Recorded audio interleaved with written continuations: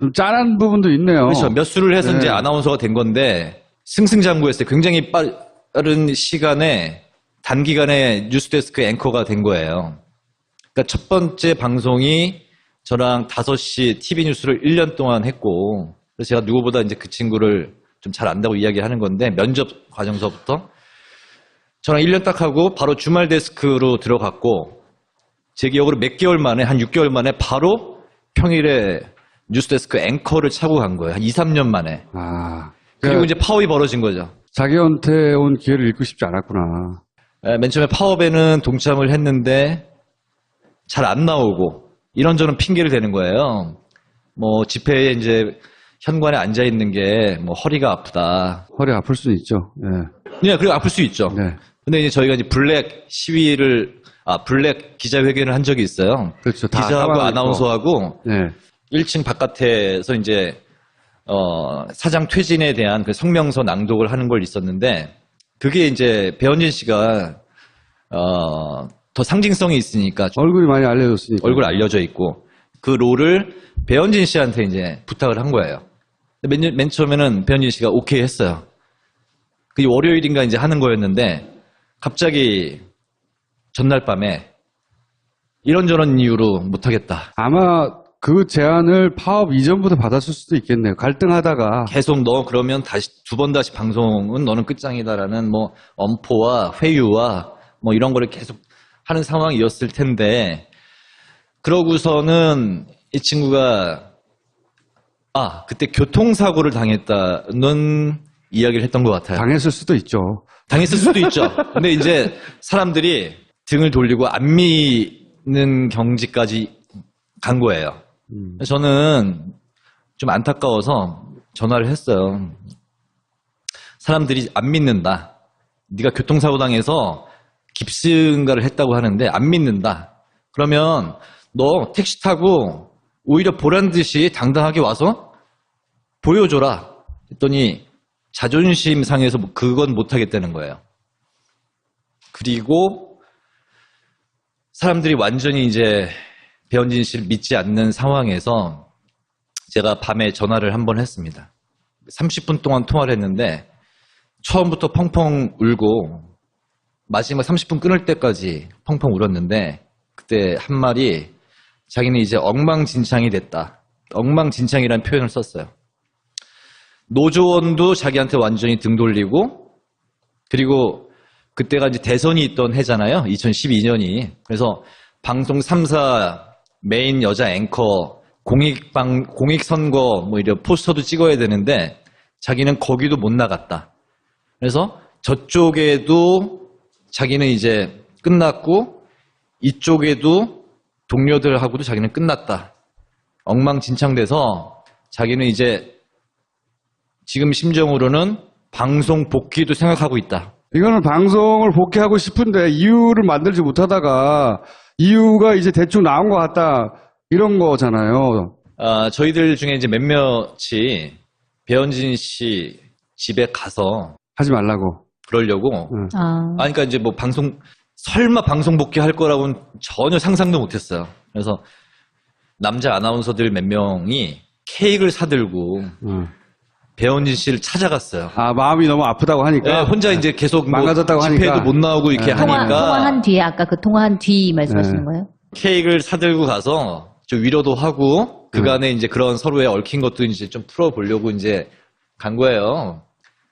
갔는데 TV 뉴스에 배현진 씨가 나온 거죠. 가고 만나기 있는데. 전에. 네, 만나기 전에. 사람들은 너무나 경악하고 놀랬던 겁니다. 그때 뭐 분장실에서 분장받고 하는 것도 다 뭐 무슨 007 작전처럼 몰래 비밀리에 했구나. 방송사에 나타나고 한 것도 다 비밀리에 이렇게 해가지고 그냥 전격 등장을 해서 우리 모두를 경악하게 했던 뭐 일대 사건이었죠. 그 뒤로는 바로 배현진 씨가 사내 게시판에 우리 노조에 대한 폭로성 글을 올렸어요. 자기가 그 파업이 시작된 뭐 그런 계기부터 쭉 다 뭐 지켜봤는데 명분도 없고, 그리고 파업 중간에 뭐 막 이런 노조의 뭐 폭력이 자행되는 것도 뭐 목격을 했다 해서 그게 이제 당시에 이진숙 홍보국장이 그 글을 갖고 기자들한테 또 다 배포도 하고 하면서 선전용으로 많이 쓰였죠. 정치적 편향이 확실히 있고 이렇다기보다는 그냥 자기 욕망을 쫓아간 거네요. 말하자면. 굉장히 성실하게 열심히 살아온 친구라고 저는 생각을 하는데, 그러고 거기에 최종 목표 지점까지 딱 갔는데, 가자마자 바로 파업을 하니까, 그 자리 놓칠 수도 있을 것 같은. 그러니까 자기 욕망을 그때 쫓아간 20대였으니까, 네. 어린 마음에 되게 안절부절했던 것 같습니다. 네. 뭐랄까요. 이래서 그런 거라고 이해시켜주고 싶은 마음도 있으신 거잖아요. 네.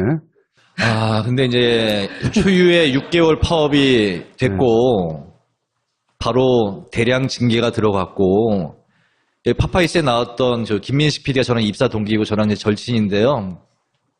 그 폭로성 게시글이 알려지면서 검찰이 노조 집행부에 대한 수사가 처음엔 하려고 했다가 그냥 유야무야 된 상황에서 그 폭로성 게시글이 기폭제가 돼서 검찰이 다시 그 파업의 수사를 들어간 거예요. 그래서 김민식 PD가 그때 검찰 2년 징역 구형을 받았죠. 그리고 또 해고자들 속출하고. 이면주 씨가 직접 겪은 골 때리는 상황들, 황당한 상황들. 얼마 전에도 저희끼리 얘기하면서 나왔는데 부당 노동 행위의 사례들을 수집을 하다가 선배님 근데 이건 별것 아닌 것 같은데요 하는데 그게 일반 회사에서는 별일이야. 우리가 워낙 별일이 많다 보니까 지금 무감각해져서 이게 별거 아닌 것 같은데 네. 그러니까 이게 MBC 내부에서 버티는 것 자체가 정말 저는 매일 출근하면서 매일 마음이 무너졌던 것 같아요. 그러니까 힘들지 않은 사람이 없었어요. MBC 안에서. 그러니까 저는 2013년에 입사했고 저는 첫 파업이에요. 근데 선배님들이 파업이 끝나고 바로 뽑힌 기수인데 그때는 MBC 상황이 이 정도인지 몰랐어요. 그래서 딱 출근을 했는데 회사 분위기가 좀 이상한 거예요. 그러니까 그 소위 이제 문제 파업을 겪지 않고 새로 뽑힌 사람이잖아요. 네, 저는 바로 그 직후에 2013년 3월에 입사했으니까. 그러면 그때는 이제 새 피를 수혈할 테니까 네. 빨갱이는 안 뽑았을 텐데. 근데 사상 검증을 그때는 철저히 했을 텐데. 저를 왜 뽑았는지 모르겠지만 네. 될 거라고 생각도 안 하고 일단은 넣었어요. 저는 마지막이라 생각하고 MBC 너무 오고 싶었던 회사고 그러니까 저는 이런 선배님들이랑 같이 일하는 게 저의 꿈이었기 때문에 그게 너무 좋았어요. 예를 MBC 들면 배현진 씨? 예를 들면 신동진 아나운서 선배님처럼. 근데 제가 이제 사회공헌실에 그만 얘기하시고 이제. 아니 이면주 씨 좀 도와주려고 상황 안 설명. 봐줘도 혼자 잘하고 있는데. 사실은 이제 사회공헌실에 가 있던 중에 뽑은 거예요. 처음에는 달갑지 않으셨겠네. 정말 너무 가슴 설레며 왔는데 인사도 잘 안 받으시는 거예요. 처음에. 그래서 너무 저 상처를 받았죠. 왜냐면 이제 사측이 마음대로 뽑았다 이렇게 생각을 그렇죠. 했어요. 네, 이제 3개월의 수습 기간이 있어요. 이제 이제 딱 저희 교육 방이 있는데 들어갔는데 뉴스 속보가 떴는데 손석희 아나운서가 JTBC로 갔다는 거예요. 저는 이제 거기서 이거 문제가 MBC가 지금 좀 이제 인재가 그렇죠. 유출됐다. MBC를 상징하는 이탈했구나. 아나운서인데. 제가 거기 있다고 왔거든요. 배를 잘못 갈아탔어. 저는 종편이라고 욕먹었어요, 그때는. 그때는 그랬죠, 처음에. 무조건 욕먹었어요, 종편이라고. 거기 그냥 있었어야 되는 건데 운명이 바뀌었잖아.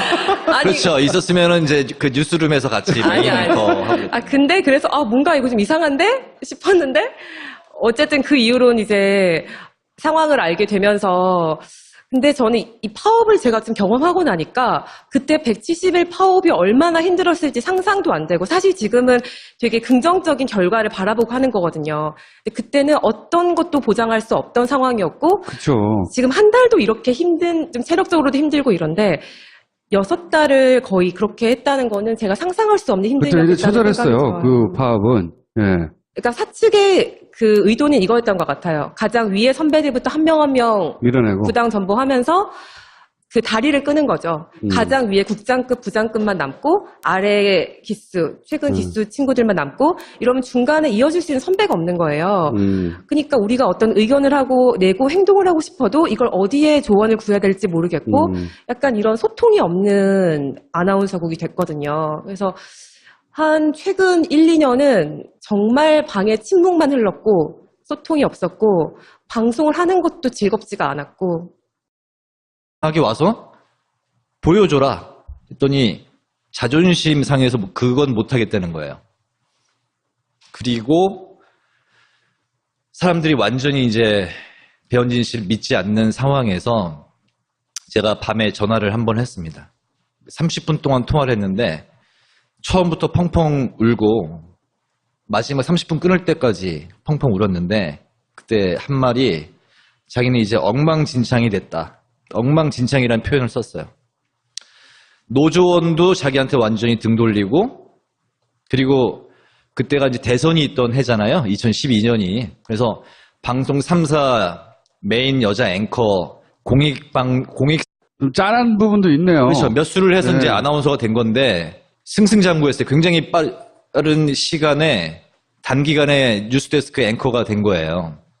그러니까 첫 번째 방송이 저랑 5시 TV 뉴스를 1년 동안 했고 그래서 제가 누구보다 이제 그 친구를 좀 잘 안다고 이야기하는 건데 면접 과정서부터 저랑 1년 딱 하고 바로 주말 데스크로 들어갔고 제 기억으로 몇 개월 만에 한 6개월 만에 바로 평일에 뉴스데스크 앵커를 차고 간 거예요. 한 2, 3년 만에. 아, 그리고 이제 파업이 벌어진 거죠. 자기한테 온 기회를 잃고 싶지 않았구나.